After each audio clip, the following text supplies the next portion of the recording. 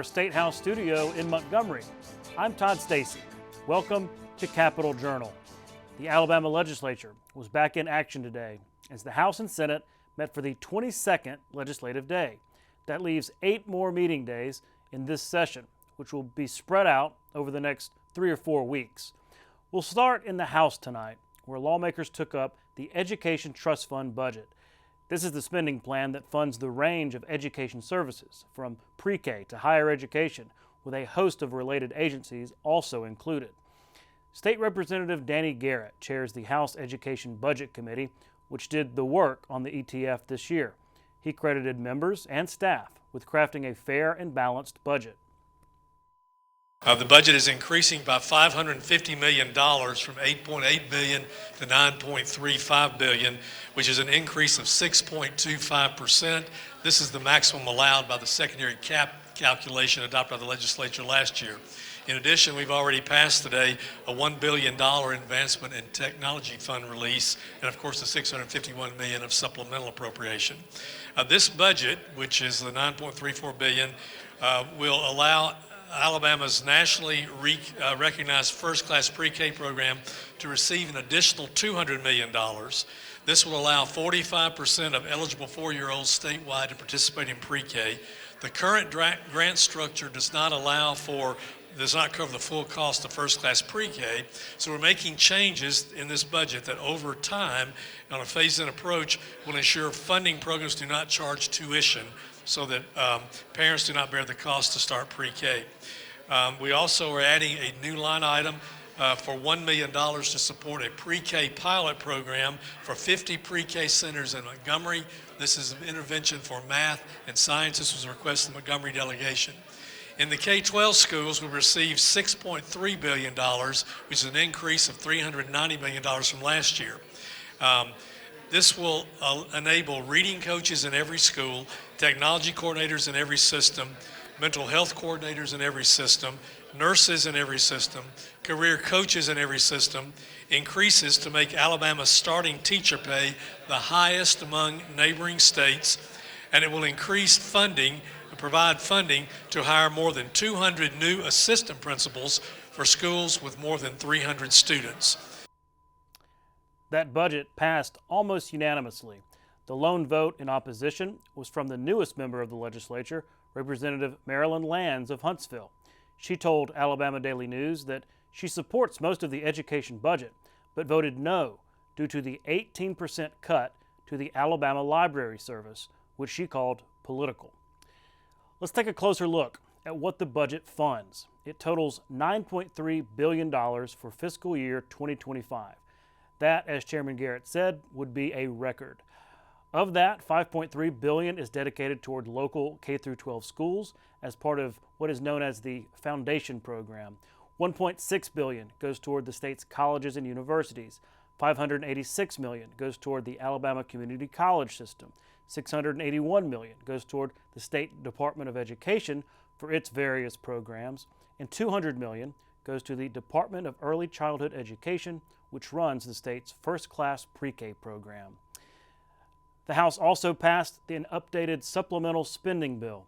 This is from unexpected revenue that will go into the current fiscal year's budget. That bill totals $651 million. $109 million goes to local school boards for things like the Student Information Management System, new bus purchases, textbooks and supplies, and funding for school nurses. $63 million goes to the State Department of Education for programs like summer reading camps and other literacy efforts, college and career readiness grants, the American Village capital projects, and charter school capital facility grants. $50 million will go toward the new CHOOSE Act tax credits for education savings account, and a slight change from what passed in committee. The $30 million that was earmarked toward the Lieutenant Governor's K-12 capital grant program will now be split in half, with $15 million now going to the community service grants, which are handed out by individual lawmakers. And finally, the bill funding the Education Advancement and Technology Fund. This is money dedicated toward school improvements that could include tech upgrades or even security upgrades. The bill was increased to $1 billion for from what the governor originally proposed. Of that, $726 million will go toward K through 12 schools and $273 million will go toward higher education. Those bills now all go to the Senate. In committee today was legislation aimed at setting up career pathways to encourage Alabama students to pursue trades and align instructions to suit their career path. Senator Donnie Chasteen is carrying the bill and spoke about it in committee. Senate Bill 253 establishes the Alabama Workforce Pathways. And just a bit of context into why this is important for us. In 2021, we had 49,000 students graduate from our high schools in Alabama. 45% of those students had no post-secondary or no higher education training. Don't you think about that? 45%. So basically, we're giving these kids a high school diploma, a pat on the back, and saying good luck with your minimum wage job. What this bill will allow are for those students who fall into that category to earn a diploma with a pathway. They'll take 2 less math and 2 less science courses, but it will be replaced by career tech education courses that will allow them the pathway forward once they move out of high school into the workforce. So, you know, if we want to move the labor participation needle, let's do it with these young folks that want to go to work. To create some more opportunities. You know, this session we've talked a lot about opportunities. We've talked about choice. The legislature's dealt with school choice bills, but this is really another school choice bill because it's a choice for students and parents to say that I may want my child to go to an elite 4-year college, but I also may want my child to go to a regional 4-year college. This Pathways diploma will allow a child to opt to, say, go straight to the workforce from high school, or to go to 2-year college in the state, or to go to one of our regional 4-year institutions in the state. So they would have 3 different choices after high school as to where they wanted to go. That bill was approved and now goes to the full Senate. Many have been watching the Senate to see whether they would act on the request from the House to form a conference committee on the gambling package. The 2 chambers passed vastly different gambling plans, and today, Senate President Pro Tem Greg Reed agreed to a conference committee with members from both bodies to work out the differences. Appointed to the committee from the Senate are Senators Greg Albritton, Garland Gudger, and Bobby Singleton. Appointed from the House are Representatives Chris Blackshear, Andy Witt, and Sam Jones. All of these gentlemen have been involved in the gambling conversation at some level over the past few months. There is no certainty when or even if the committee will produce a compromise. But if it does, the constitutional amendment would still take a 3/5 majority vote to pass each chamber. The Senate also took up legislation on the issue of unionization. Senate Bill 231 from Senator Arthur Orr would prohibit any economic incentive dollars from going to companies that voluntarily recognize a union without a vote among workers. Orr said it would not impact current companies who already have a union, but it would serve as a deterrent to those whose workers are considering unionization right now, namely Mercedes and Hyundai. There's an organization effort. They got enough cards to trigger a vote. The company would forfeit its state incentives if it did not have a private ballot vote on the union organization. It doesn't preclude the organization, doesn't preclude the union.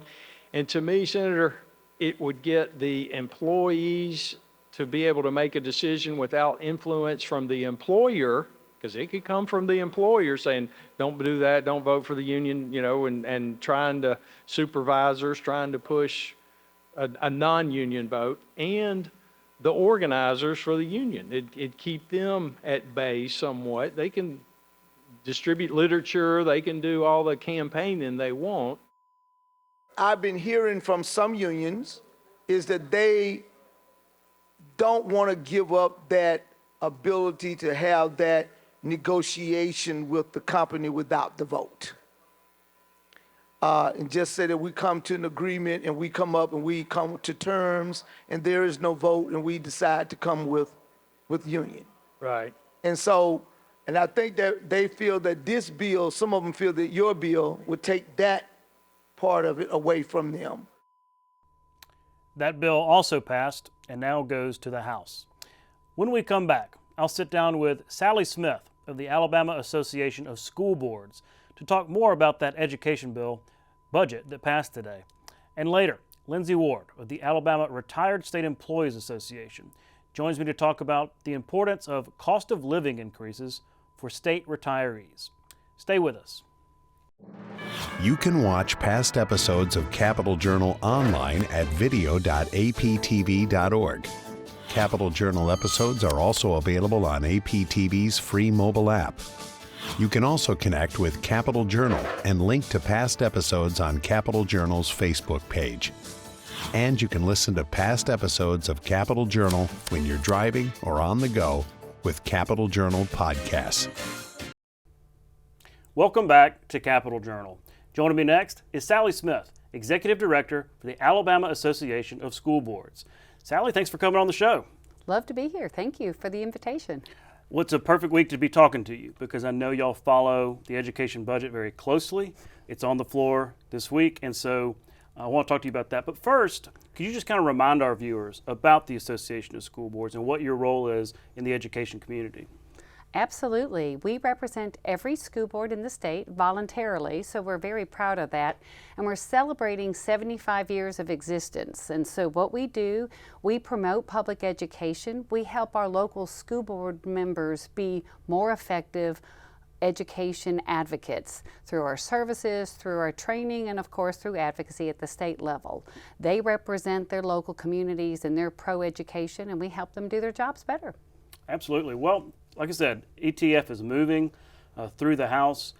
It's a record budget. I think everybody's happy about that. Also some savings, rainy day accounts, things like that. So from the school board level, what's your perspective on what this budget is generally, the good things, the bad things, things y'all are tracking? Overall, we like the budget. We got to be excited about another record. We've had consecutive record budgets, so that's a plus. We love the funding for additional assistant principals. That was on our ask list. We also love that there's a pay raise. We would have liked to see a little bit more funding for school counselors. That's part of the school discipline issues we're working with. And of course, one of our asks that we don't see directly in the budget but in the supplemental is funding for school safety. Right now, school safety is treated as a once-a-year appropriation as opposed to a recurring appropriation. And so if we want to hire things like school resource officers, we need to know that money is going to be there year over year. So if school boards were writing the budget, we might make some tweaks in those areas. That's interesting you talk about safety like that, because yeah, that money is in the Lieutenant Governor's Fund, sometimes in Innovation and Technology Fund, but is that something you hear from your members throughout the state is safety? Because they're probably hearing from parents. Oh, absolutely. And I know there's a push even from the state level, but some of the to upgrade some of our capital outlay, we need that money, improving locks, improving doors, some things that we can do, better camera systems. All those things contribute, but they're all kind of expensive. Sure.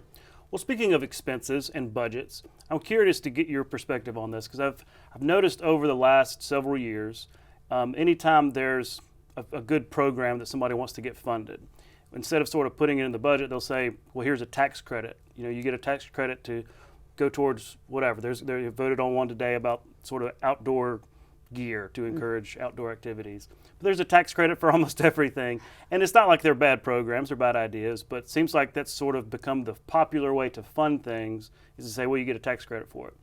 Well, on the other side of that is that credit comes from generally the Education Trust Fund. And so that means less money in. And so I'm just curious from an educator's perspective, from the education community's perspective, are y'all, worried about that in terms of just kind of death by a thousand cuts? Every little tax credit adds up eventually. It certainly does. We are very concerned. It feels a little bit like there's open season on the ETF because we've had these record budgets with revenue. Folks don't seem to understand that we still have unmet needs. So anytime the legislature looks at whether it's a tax exemption, whether it's a credit, or even a tax-free holiday, I know everybody likes those things, but there's a negative impact on public school funding. So when you choose to do the tax credit or the holiday, that also means you're choosing to take money out of the ETF, and those are value decisions. Like I mentioned, school safety. We would rather see school safety as a line item in the ETF, and therefore you got to say, could we perhaps have fewer exceptions and credits and fully fund school safety? It's interesting, and again, we might see even more tax credit type bills come up this year, but I wanted to get your perspective on it. Another thing that I wanted to ask you about has to do with the education front on workers' comp. There's this bill in the Senate that would kind of create a new workers' comp system for education workers and teachers. It's a Republican bill moving through the Senate, but what's your perspective on that? Seems like there could be some hidden costs in a workers' comp situation for educators. For years, there was a requirement that workers' comp be provided, but there was an asterisk in the code, so to speak, that said the state had to fund it. And the state has not chosen to fund workers' comp for local school boards, apparently, until now. However, I don't want anyone to think that there aren't some coverage aspects being provided to our teachers and school bus drivers. If they have an on-the-job injury, they get 90 days pay, leave with pay. And that's actually better than workers' comp coverage, because usually that's at about 2/3 of their regular pay. So there are some provisions already that are being funded through the state. I think there are some gaps, and we think that the Senate version's a pretty expensive way to go. It's a Cadillac version. We don't like to create more bureaucracy in government, so we think that we could fine-tune that bill and perhaps merge it with what we're already doing for state employees and get a better return for Alabama taxpayers. Interesting that it's even coming up, considering there's apparently also tort reform on the way, and this could be another issue. Well, look, thanks so much for coming on the show. I hope to have you back, maybe when the education budget gets further. We've got a few weeks left of session here. But Sally, thanks again for coming on. Well, thanks for the invite. We'll be right back. You can watch past episodes of Capitol Journal online anytime at Alabama Public Television's website, aptv.org. Click on the Online Video tab on the main page. You can also connect with Capitol Journal and link to past episodes on Capitol Journal's Facebook page. You're watching Alabama Public Television.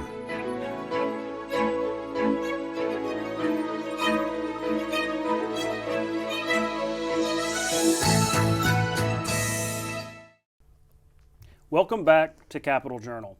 Joining me next is Lindsay Ward, Executive Director of the Alabama Retired State Employees Association. Lindsay, thanks for coming on Capitol Journal. Thank you for having me. Well, we've got a lot to talk about with all your organization is involved in, but I kind of wanted you to first give maybe a refresher to our viewers who may not remember about ARESEA. I know Leanne Kelly was the longtime executive director, and you are her successor. So talk about the organization and its role in state government. We were formed in 1980, so we've been around a while, and we currently represent retired state employees, and we also represent active and retired local government employees. So that's kind of the second part of our organization that not a lot of people realize. Leanne retired recently on April 1st after being there for over 30 years. She was director for almost 20 years. Wow. So big shoes to fill, but she's still around part-time for a little while, so we're gonna keep using her as long as we can. Absolutely, yeah. Everybody involved in state government knows Leanne, and we certainly wish her well in retirement. But yeah, you're right, big shoes to fill, but I know you're off to a fast start. Y'all are involved in legislation that's going on right now in terms of supporting our state retirees in their retirement with increased costs, right? We've got increased costs from inflation and everything else. Talk about the legislation and where it is. Well, our goal is always to protect current retiree benefits, but as some viewers may know, it's been a really long time since our retirees have gotten a cost of benefit adjustment or cost of living adjustment or benefit increase. So the last COLA that they received was in 2007. So it's been almost 20 years. So we came up with a plan in the last few years. Norris Green, who was the director of the fiscal office, is very involved in our organization. And he came up with a plan a few years ago to create a new way of granting retiree benefit increases that would be funded through the budget process. So you don't have the same issues of the past where the legislature would grant a COLA and then it would ultimately hurt the retirement systems because it would be unfunded. So the COLAs of the past, there was no money given to RSA to fund those COLAs, so it just increased their unfunded liability. So Norris came up with this plan and basically would make it more like a budget item where you would pass a COLA and every year the retirement rate to fund that COLA would be put in the budget. So if there was a year there wasn't money or the legislature didn't want it to go into effect for that year for whatever reason, then it would not have to be included in the budget for that year. So it's just a new way of doing things and kind of gets away. We've had bonuses, but not COLAs. So Kind of the one-time money. yes, yeah. and so I think there was some frustration with us having to come every single year and try to get a bonus. So it was suggested to Leanne and our leadership, hey, if y'all could come up with a plan to kind of do the same thing but not have to come back every single year and ask for a bonus, that would be great. So this is kind of the brainchild of that. Interesting. And look, I mean, you say 20 years. And look, and it's nice that there have been one-time bonuses along the way, but I think everybody can agree over the last 20 years, everything has increased in prices. So I think there's probably widespread agreement that yes, we ought to make sure our retirees are taken care of. But you're also talking about resources, right? You're talking about, in some cases, general fund resources that are sometimes scarce. So how does that conversation go with lawmakers who are, really protective of that general fund? Well, in a lot of cases, it really just gets to explaining how this would work, because retirement is a complicated issue. I really only understand it because I worked in the fiscal office for years. I served on the ERS board, so it's a hard thing to understand, and a lot of times they don't have the time to really dig into it because it's a very specific issue. So the way that retirement is funded in the state, it's not a line item in the budget. State agencies pay RSA a retirement rate based on a percentage of payroll, basically, is the easiest way to say it. So this would just be funded as an extra part of that rate. So it's not like you would have to have a separate line item in the budget just for this increase. It would come out of the agency budgets just like retirement's funded now. Okay. So yes, it's a cost, but you don't necessarily have to come up with, a 1% increase would cost about $5.5 million. You don't have to put $5.5 million in the budget just for that.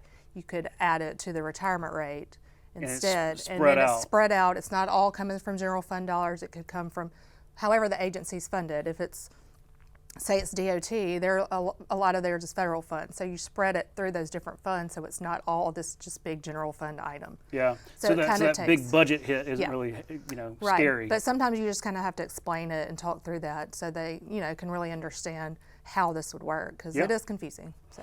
Well, no, I didn't understand that, and that's I feel brought up to speed. So I think that's important, because anytime you talk about even a $5 million line item, it's a tough sell sometimes, but spreading it out and making it a part of what already is the formula makes sense.